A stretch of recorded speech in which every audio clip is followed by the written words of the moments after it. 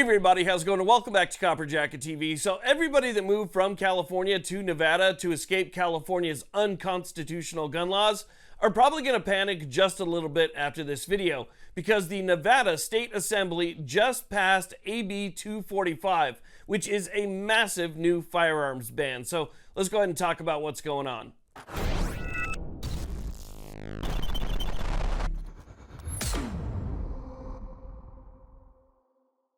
Now, real quick before we get started, this channel is proud to be sponsored by Attorneys on Retainer, who is backed by Attorneys for Freedom, the only law firm in the entire country that does nothing but self-defense cases. So if you're somebody who carries to defend yourself or your loved one, or maybe you just keep something in your home to defend your home, you need an Attorneys on Retainer membership. It's like having an attorney in your back pocket. Should the worst actually happen, you call the number on the back of that card, you speak to an actual attorney giving you instant attorney-client privilege. Now, they also have other great coverages like red flag coverage, civil liability coverage, excellent online education and training. It's something that you have to have. It is the best peace of mind you can have in your wallet. So check out the link down below. Check out the discounts as well. Save yourself a little bit of money and become a member like me of Attorneys on Retainer. Okay, so let's go ahead and talk about what's going on here. So over the past 10 years or so, Nevada gun laws have actually gotten a lot more strict. As a matter of fact, when I first moved here about 6 years ago,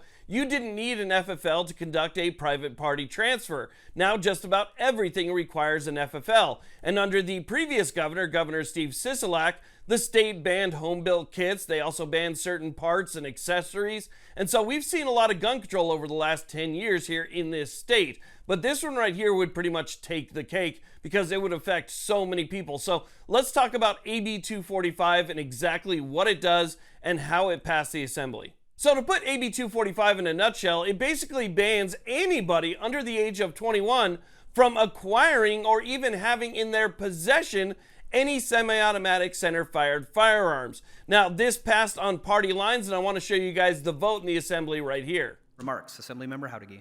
Thank you, Mr. Speaker. Assembly Bill 245 prohibits a person who is less than 21 years of age from handling, possessing, or controlling any semi-automatic shotgun or semi-automatic center rifle, except for those engaged in certain shooting activities or who are law enforcement officers or members honorably discharged, members of the United States Armed Forces, or a reserve component thereof, the National Guard.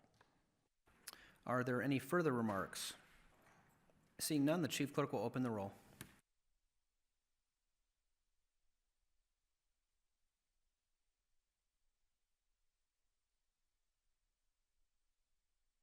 Would anyone like to change their vote?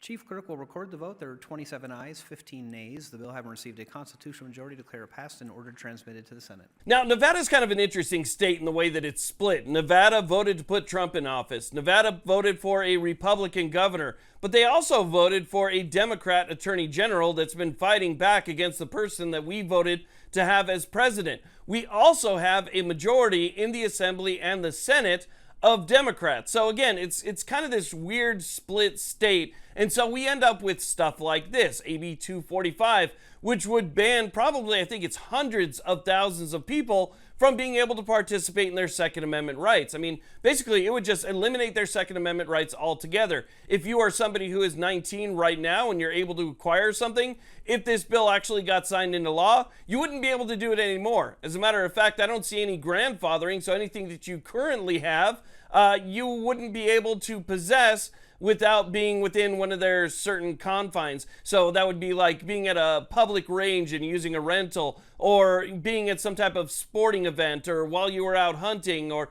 you know, a few of the other exceptions. If you're law enforcement, if you're military, you know, if you're not in one of those exempted categories, then I'm not sure exactly what would happen, since you acquired and possessed that prior to this law going through. So it's just a huge mess. Now, like I said before, we do have a Republican governor. I've only really seen him tested once prior to this when it came to any type of gun control making it to his desk, and thankfully he did veto that. Now, one thing you want to consider is that this is all going to happen very fast, because unlike certain states like California that have years-long legislative sessions, Nevada's legislative session is very short. It only runs from February until June, which means they would have to have this whole thing wrapped up by June in order to get it to the governor's desk. Now, they have a couple months to do that. It's passed the Assembly, as you saw. It needs to go on to the Senate, who can make their own amendments to this bill. But eventually, in the end, it needs to be finished up and complete by June to make it to the governor's desk. And again, I hope that he ends up vetoing this, because it is completely unconstitutional to wipe away the Second Amendment rights of people who are legal, law-abiding adults. 18 years old, you can buy a house, you can sign a contract, you can get married, you can join the military, you can vote, you can do everything else that is granted by our Constitution. The Second Amendment is not a second-class right. Justice Thomas said that from the Supreme Court, and it shouldn't be treated like a second-class right. So what the Nevada legislature is doing right here is completely unconstitutional, and it needs to be stopped. And again, hopefully it is vetoed. But I want to make you guys all aware of that so that maybe you can contact your legislator and let them know that you do not support this. If they do not hear from you, the only people that they're going to end up hearing from are going to be the groups that support laws exactly like this in other states. So again, now's the time to speak up about it.